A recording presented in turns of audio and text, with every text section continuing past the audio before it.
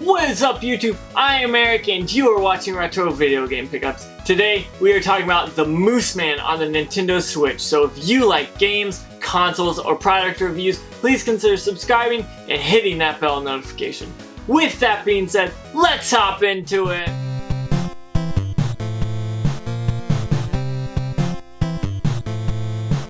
What's up, everyone? So I have a very weird and very strange and odd game for you guys, and that is the Mooseman on the Nintendo Switch. Now, this released on the eShop as well as, I believe, the PlayStation 4 and the Xbox One, but this one I had the opportunity of reviewing was for the Switch. Now, this game is kind of confusing to me, but I think that's just because of the story and how in-depth it actually is. But when I played this game, I absolutely fell in love with it. I don't necessarily know what was going on because I didn't pick up all the symbolic stuff, but the more I played it, the more I enjoyed it, and the more I kept playing it. So I want to say I spent about 2 to 4 or 5 hours playing this game in separate different occasions because I spent about an hour each time playing it, and I had a ton of fun, but at the same time I was confused and left with wondering what this actually meant. Now, the Mooseman, first off, is a game where you can control kind of the present world and then like a spiritual world kind of thing, because you can toggle between the present and the spiritual, and it's weird because it helps you go through certain things, like you do some platforming and you have to toggle between the real world and the spiritual world to maybe get over a hump or over this space that's closed off in one area but it's open in another. It's a very weird concept, but at the same time I really enjoyed it because the more I got into it, the more I figured out, well, this does this and this does this, but if I combine them, I can make sure I don't hit things or run into anything and get stopped. And it is a walker game, so you're pretty much just walking to the right the whole time. For the most part, there's a little bit going to the left depending on if you want to pick up all the different myths. Now, this seems to be a Russian guy who did this, and I'm not even going to try to pronounce his name because I know I will butcher it. I know it's Vladimir, but I don't want to butcher his last name, so I'll link it on the screen below. But I want to say this guy did an amazing job. The artwork is phenomenal. Every time I got deeper and deeper in this game, I really caught myself focusing on the artwork and looking around and saying, wow, this was really done very well. It's a great indie game. But at the same time, the soundtrack made this game either more suspenseful or more relaxed, or whatever the setting was at that point. It was definitely making the game better because of that soundtrack. It was phenomenal, and I don't say that very much. I will go back and play this game, and maybe the second time I play it, I will kind of catch those things that are happening, but I really enjoyed this game. Honestly, I tend to like weird and strange and wacky and odd and kind of games like that you quite don't understand, but the more you play it, the more you kind of grasp things. But I like that aspect of being thrown into a game and having no clue what it's about.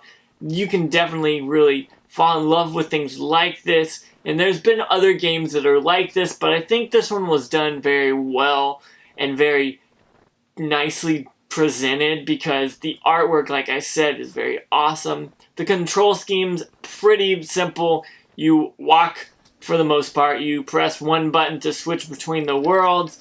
You can, at one point, hunt with a bow and arrow. You've got a staff with a light on it to protect you at later times. It's a really cool game. The more I played it, the more I was drawn into it.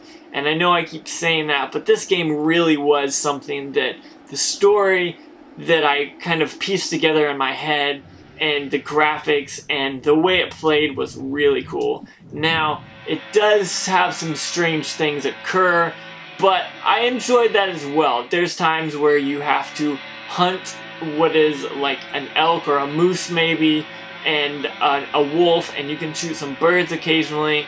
At one point you fly an eagle, which is really cool, but I really dug this game. It was something that I saw, and I saw that it was kind of dark and kind of horror-esque, not necessarily horror, but that strange, creepy feel, and I definitely wanted that.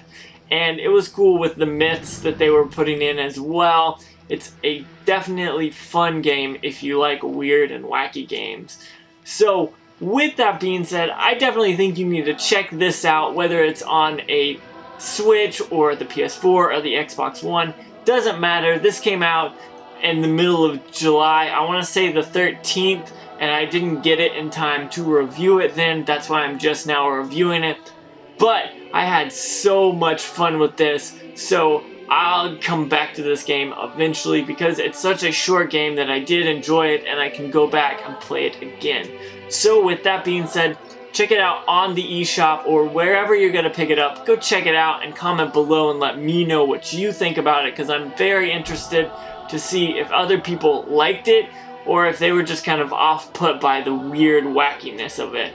Thank you all for watching. I want to get into my social medias now. You guys are probably used to it, but don't forget about Facebook, Twitter, Instagram, Big Cartel, Patreon. All that stuff is below in the description. Like I said before in many videos, that Patreon is a tip jar, kind of donation jar type thing. So if you're interested, go over there, check it out. There's 3 tiers. The first tier is give $1 and you get your name at the end of the videos, and you get videos a day or 2 early. The second tier is more than $5 and you get the Discord chat and everything before it. And the $10 is a t-shirt and everything before that. So check that out if you're interested.